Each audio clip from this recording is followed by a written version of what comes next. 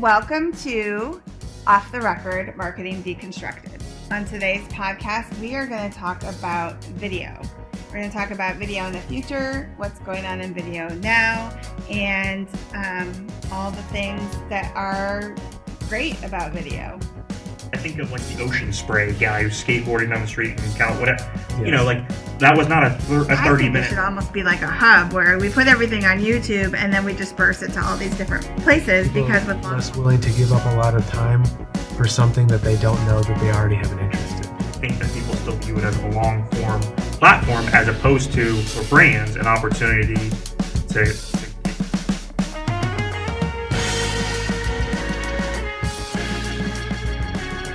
So, long form, short form. kind of like there's especially right now a stark difference between the two and how they're used, right? Mm-hmm. I mean, the TikTok is the way of the world right now.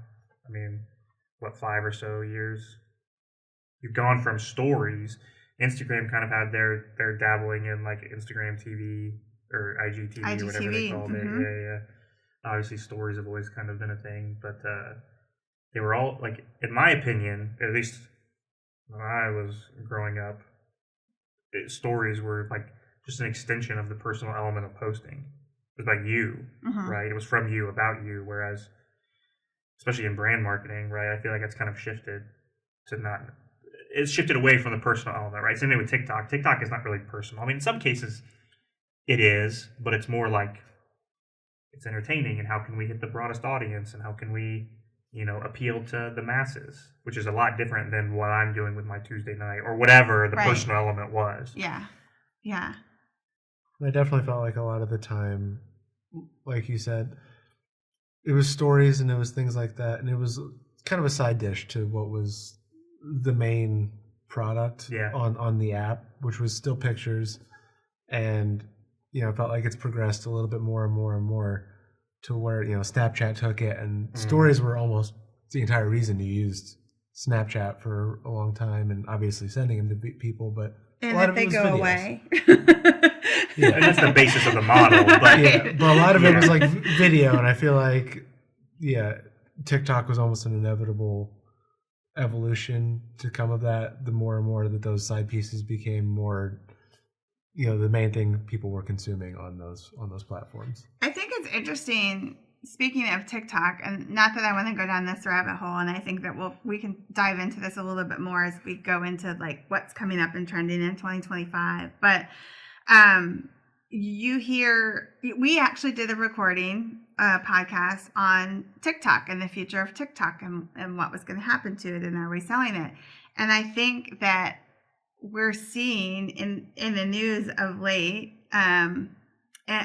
in the news across social, that there's some warming up to TikTok and how it's being used. And is the U.S. really still looking at banning it, or are they looking at different ways that they can incorporate it? Because I don't think it's going away. What killed Vine? Right? Like it's been a little while. Mm-hmm. I personally was never on Vine. You know what? Huge fan. You are a huge fan of really? Vine. I think And that I'm not a big fan of TikTok, which is funny, but like, what's the difference? I don't know. I think it was almost a challenge. Like, how can you be entertaining or funny or on Vine or worthwhile in 7 seconds? Yeah. It was almost like a real challenge to have that. You know what I think killed Vine, though? I think what killed Vine is because it was such a new concept and it was really the forefront of those short form videos. I think that there was a lack of knowing how to market that and who their audience really was. But if you look at the biggest influencers on Vine, they're now some of the biggest influencers in the world on other platforms. They're the biggest influencers on other platforms, but I think that the other platforms have figured out what the formula is in order to push it out to the masses. Where I think with the other, and I think social media, when Vine came out, was still building And I think that I think video wasn't quite as strong as we're seeing it now. And because you couldn't push that to other platforms, like you can push everything to every platform now. So you can record on TikTok and you can send it to everything else, right? Yeah, Which yeah. I see all the time. Yeah. Most people start recording their video on TikTok and then they push it out to the Instagrams, the Facebooks, and that kind of thing. I think from a short form standpoint, if we go and talk about long form, then we're looking at a lot of people will actually record long form video, put it out on YouTube, and then cut it up and then push it out. So I think there's different ways on how you use the different long form, short form. But kind of back to Vine, like it really was that it was on the forefront, and I think it just didn't get the traction that it needed. I think if they launched it again today, they'd be up against TikTok, but I think that they'd probably have a larger platform in which to push things out. I think she's right in the fact that Vine was ahead of its time and didn't really know what they had at the point. And I think a lot of people who were on it and got successful on it also saw it as a means to an end, not the end. You get popular on Vine, people are going to follow you on Instagram, they're going to follow you on Twitter. You kind of continue. A lot of it was like funny stuff or like, especially in 7 seconds, you're not promoting, here's my Aveeno, stuff. You're being funny on it. A lot of it was like up and coming, like internet comedians. Mm-hmm.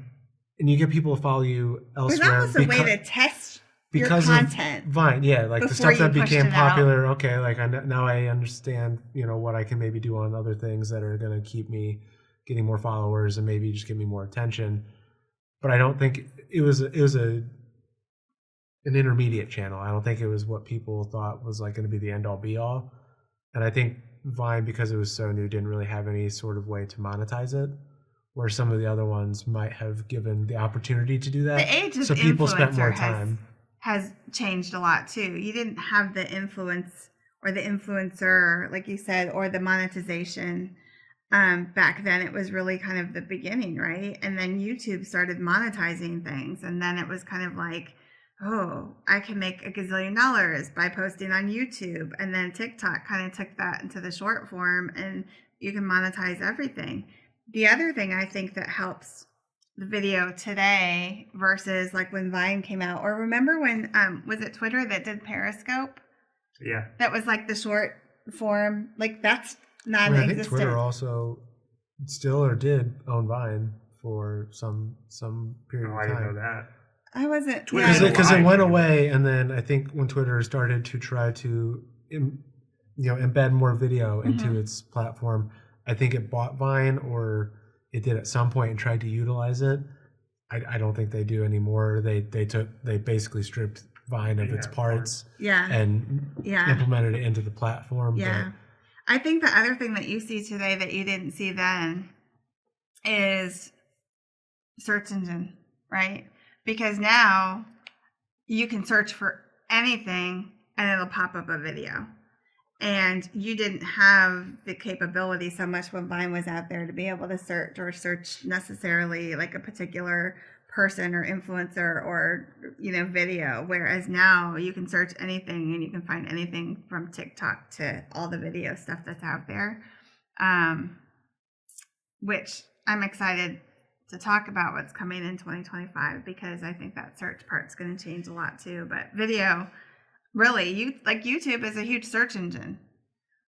I think you're onto something with the way the content is repurposed, especially for brands. And I think the thing with Vine that I think about in connection to TikTok is when you think about TikTok did kind of start in that 7 second. I mean, it wasn't exactly stipulated that it had to be 7 seconds, but I think of like the ocean spray guy who's skateboarding down the street in California, whatever. Yes.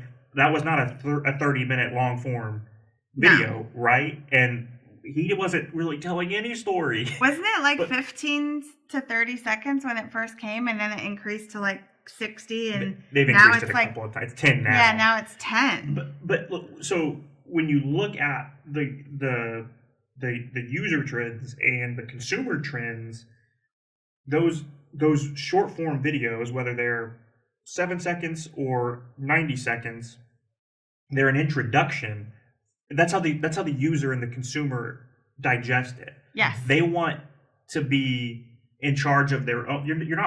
You can't market products to them anymore in the way that you used to. This is not like buy our cigarettes 1970 type of it. It's not that anymore. They want to make their own decision. They want to do their own research. They're going to do their own due diligence, which puts its own stress on ad strategy, but that's another conversation. You're no longer going to get the Don Draper, it's toasted, because there's going to be 70 TikToks going, that means nothing. Exactly. So, like, Right. So what happens is you introduce this topic, you introduce this brand, this person, this whatever it is in 30-ish seconds. And again, that ranges from 7 to 90, but you get this quick introduction, but then you have these other platforms with longer form, whether it's written work, whether it's video work, whatever, but you then have these other ancillary pieces that further shine a light on whatever it is that you're trying to market, the product, service, brand, whatever. Right. And I think that's the difference now, is that you never had that opportunity with Vine.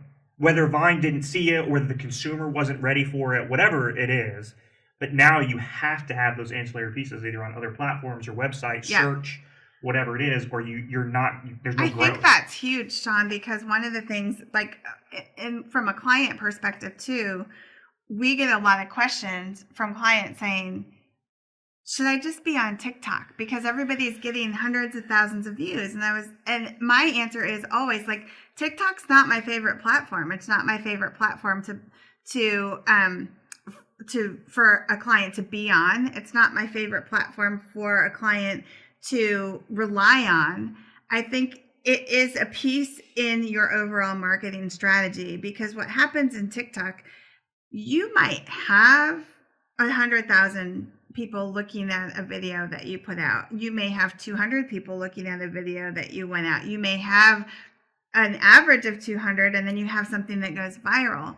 But most likely, unless you actually have a consumable product that you're selling, like in the TikTok shop, or something that they can click on and go to a link and buy it, most people are using TikTok as an introduction to be found on other platforms. So I always say to people, if you want to be on TikTok, you still have to make sure that where you're most going to be seen by the client that you want to bring into your universe, you're going to push people from TikTok to that platform. And that's where you're actually going to do most of your getting to know you, like you, trust you, respect you, ask questions, communicate with your potential client, customer, patient, whatever business sector that you're in. TikTok is just a means to an end, really. None of us are Joe Rogan. We don't have a young Jamie sitting behind a desk to fact check us or pull something up on the screen. But I think it's SEMrush that did a study at some point in the past few years. Should we put that on our hiring schedule for young Jamie? Yeah. There's I don't know the exact numbers. I don't know the exact timeline, but there's a study that's like 90% of brands, like business brands that advertise on TikTok, estimate that their ROI is at least 200%. And it's exactly what you're saying. 90% of brands are not advertising on TikTok shop, or they're not. Yeah, they don't have products available on TikTok shop, but they're directing you from TikTok to other places in some way, or they're in the case of bigger brands, you're familiar enough with them that you can easily find those other places, right?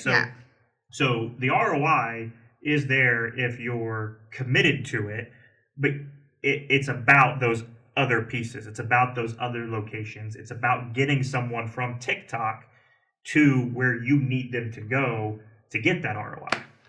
And the one thing that I feel like always needs to be said when a client wants to, or like recommends, hey, should we try TikTok? TikTok, more than any other app, is one that you actually have to put effort toward. And it's one that you need to be willing to put time toward. Yeah. Because you're not just going to accidentally get famous on there. Like, not that you would accidentally just on Instagram, but Instagram and Facebook and Twitter, stuff like that you don't have to have video. You can do it at a very easy pace, and you can do it almost in your spare time. Yeah. Mm-hmm. Just staying updated. You're not going to have a great profile, but you can do enough to where it's not going to look barrier to entry degrading. Yes. Right. Yes. if you're going to do video fairly frequently, like that's a time commitment. That's a willingness to put your face to camera. That's a willingness to do a lot of different things that you don't necessarily have to do on the other ones. Mm-hmm. And I think that's something that when people just assume it's just adding another outlet, but it's a different type of outlet and it's a different type of effort that you need to be able to put forward. Mm-hmm. So shift to long form then, because, you know, long form is, you know, in kind of the most traditional sense of the word, it's the news, it's television, right? It's, you know, I think of the time where you had 3 channels, right? And then you move to a place where really you just take that, you put it on YouTube, right? Like you take things that are being created for other purposes and just house them in a new place. Whereas now, YouTube is the place where things are sourced, right? Especially when you think about it's like the search third engines. largest search engine. Second, I believe. Is it Or now? it's second most traffic website. Yeah. But I don't know about search engines. Yeah, Second I most think traffic from a search engine, I think it's like let's say top 5. Yeah. I was thinking it was like the third largest, and or maybe it's second and Pinterest is third. But there's Google, YouTube, Pinterest, and then you have your Bings and your Yahoos and things like that, right? But really those top 3, because that's where people are going to find their content that they're looking for. And I think from a long form perspective, people are looking to long form video to figure out how to do things, how to learn about things, to get their news because they're not super happy with what's going on in mainstream media. They're looking at all different sides of a particular topic, and they can do that by searching, finding a video, but they're not going to just find one video. They're going to find 100 different videos. And so they can go and figure out what they like. And when they find what they like, they're going to be more inclined to go to that channel more and more and more and more to find additional things that they're searching for. There's, in my opinion, and you know, I think there are some, it's kind of split in terms of this being a favorable opinion or not, but there's a huge saturation problem on YouTube, in my opinion, because of exactly what you just said, where anyone who's anyone can go on and create content. Now, that's the case for every platform. The difference is in how YouTube is used by the consumer, right? If we're talking about it from a news, from an education, from, you know, and I'm not saying that people do this, but I'm saying people could show you how to replace a breaker in your home when you've got, you know, a breaker that goes out and all of a sudden you've burned down your home because they told you how to do it wrong. And again, I'm not saying people do that. Yeah. I'm saying it's possible. So in the way that people are consuming that, I actually think there's a huge saturation problem that leaves it up to the consumer and the viewer in this case to be discerning about the content that they watch. And I don't think that that's fair to the consumer. You know what though? Like I'm on the other side of that, I think, if I'm not understanding, because I want to be able to, I don't want somebody to force something down my throat. I want to be able to see all the different sides, and somewhere in between I can find exactly what I'm looking for, right? And I think that there's so much that you can watch a couple of videos and in the first few seconds, you can discern whether or not this is something I want to continue watching or it's crap because somebody just wants to be heard and seen out there.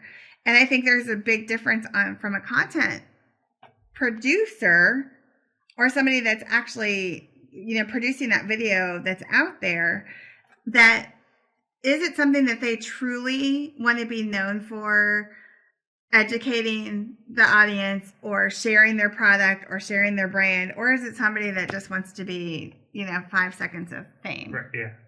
And I think we can discern that, right? If I couldn't discern that, I might just be pushed all this crap out there and never see the stuff that I really want to see. Well, but so my humble opinion, for whatever it's worth, right? What's the saying about it's a penny for your thoughts, but you've got to put your 2 cents in, right, or whatever. So I'm surprised that that YouTube hasn't become the platform when it comes to video, because they've got the short form opportunity now with shorts. Mm-hmm. They also have the infrastructure of long form, which, as we're saying, that short form is kind of just your teaser, right? And then Mhm. you're trying to reel them in with some other pieces, right? So if you already have the infrastructure of long form, getting someone introduced with short form and then moving them to the long form or to the next step in that kind of funnel Mhm. should be incredibly easy. TikTok just increased to 10 minutes. They've also got what, a third of the lifespan of YouTube, and the content quantity is probably skewed because I'm sure they have a ton of content, but a lot of it's short form. Mhm. Like I would guess that the rate that they've had content uploaded on TikTok is probably faster than YouTube in those first 5 years. But again, it's all short form. I don't know that for a fact, just a guess. But so to me, it would be very easy for YouTube to become the platform for video because they already have that long form infrastructure. But we're not seeing that at the scale or the pace that I would have guessed it was going to happen. So what do you see as the main video content channel then? Well, I think it's totally dependent on what you're looking for. I think obviously TikTok is the thing right now. I think Instagram and Facebook, the Reels there, I think are both very, very popular. I don't know the numbers in terms of which are consumed more between TikTok, Instagram, and Facebook in terms of short form video. My guess is TikTok is probably leading that race right now, but I don't think that means that Instagram and Facebook don't have quality, products or whatever. Yeah. I think it's just a numbers game. Yeah. But I would guess that YouTube is probably at the bottom of that race because I think that people still view it as a long form platform as opposed to, for brands, an opportunity to get into short form game and easily within the same platform move people to the long form, that next step. I think you're right, and I think you might have, I don't know, maybe jumped the gun on how fast you thought it was going to happen. But one thing that you've always been able to see with video is it constantly, like, yes, there was a time where everybody's like, oh, nobody's willing to watch anything that's more than 10 seconds. Yeah. Everybody's attention span is going down. I just think people are less willing to give up a lot of time for something that they don't know that they already have an interest in. Sure. Which is why short videos, because you don't have to devote an half an hour, an hour to see if you find something funny. You find out right away. Mm-hmm. But if you want, as a comedian, to get somebody to come watch your hour-long podcast or whatever it is, or like you said with Joe Rogan, he's 3+ hours. Lex Friedman, not comedian, but like he's got very long interviews as well. But if you can give somebody 10-second clips, if you can give somebody 30-second, 90-second clips that are interesting, or if they're a comedian and are funny, it's almost your advertising. It's an introduction. It's an introduction, and so that's why I think, because like he just said, TikTok is now at 10 minutes. Twitter went from a minute 20 long videos to 2 minute 40 long videos to now you can upload your entire podcast. It's unlimited if you have unlimited. It's unlimited. The subscription. Yeah. So and you can go live. They just keep getting bigger, and I think that's because people are starting to realize that people are willing to watch those. They're just not willing to watch anything for that period of time. But think about it. Don't you think, again, and we did a podcast on this where we talked about what the demographics were for the different platforms. I think a lot of it, too, is who's watching what on what platform. And I think one of the things that we talked about is that YouTube scales higher to the male demographic. But I also think it's a lot to do with who and what is long form on that particular platform. I think as you see more people putting video on YouTube and actually seeing it as where they should house their content.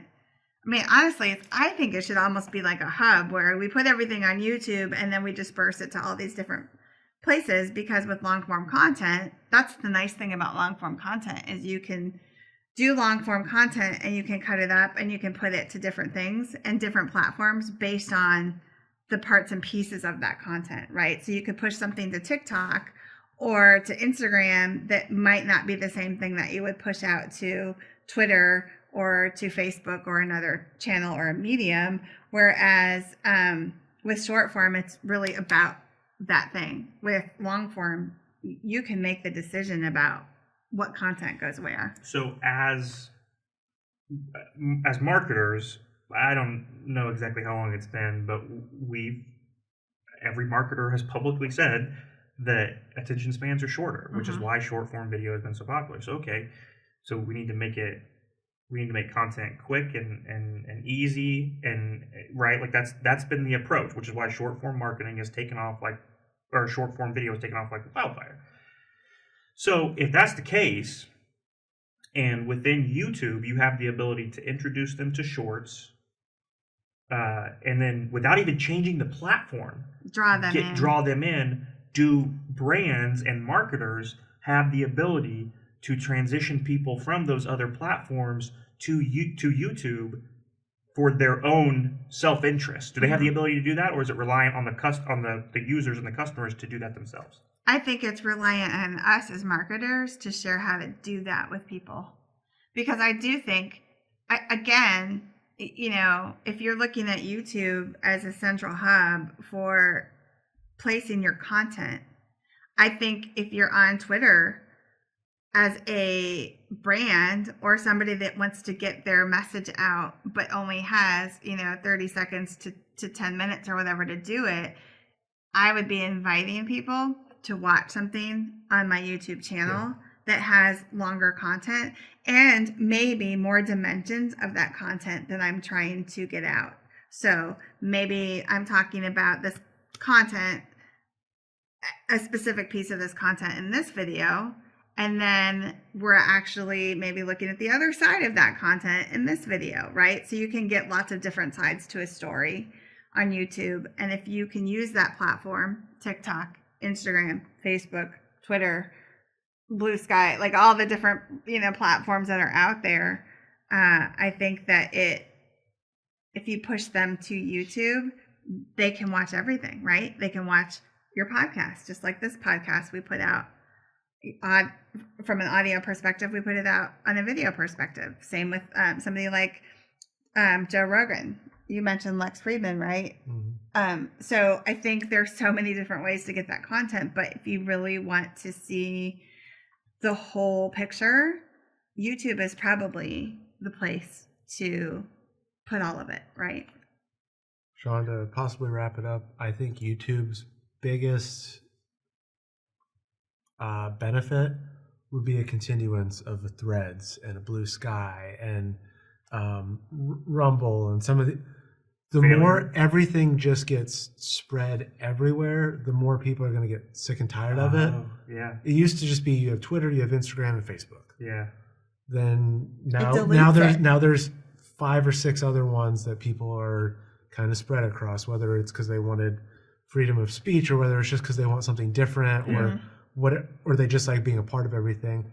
I think most people don't have the attention span that they want to be kept up to date with 7 different places, and they're just going to want one central localized thing. And the more video looks like it's taking precedent over a written form, unless you're specifically going for written form, I think that's YouTube's biggest benefit, is if you can be that one local centralized place. What's to stop you? I think Kirk, you're right. I think that there's a lot of dilution out there. I do think, and this goes down a whole nother, like I think that maybe there's another topic or podcast or something that we can talk about this too. But I think part of that, the whole dilution side of things is because people are unhappy with the messages that are being delivered, how they're being delivered, and where they're getting them from. And I think there's a lack of trust in media as a whole across the board, whether it's social, whether it's mainstream, whether it's these offshoots. And so I think that if there's one platform, and I think that there's growth amongst all of the different platforms to get to this point. But if there's one platform where everybody can get both sides, all 3 sides, all 4 sides of a topic or a story or a brand or whatever it is, then they're more likely to stay on that platform instead of going to platforms which dilutes everything. Thank you for listening to today's episode of Off the Record Marketing Deconstructed. If you would like more information about our team, you can follow us on social media at 5 and Rise, or you can visit our website at 5andrise.com.